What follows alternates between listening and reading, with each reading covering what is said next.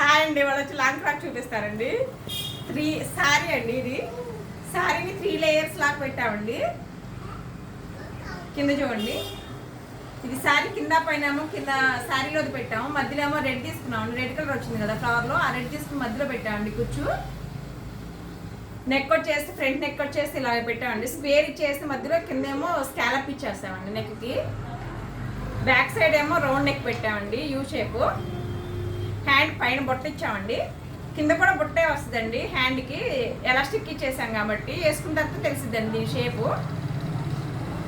ఇంకో long frock చూపిస్తాను.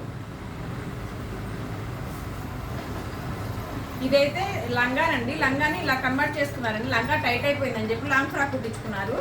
ఇలా పట్టు క్లాత్ తెచ్చుకుని పట్టు క్లాత్ ఇలా వర్క్ చేయించుకున్నారండి. కంప్యూటర్ వర్క్ బోట్ నెక్ పెట్టుకున్నారు కస్టమర్.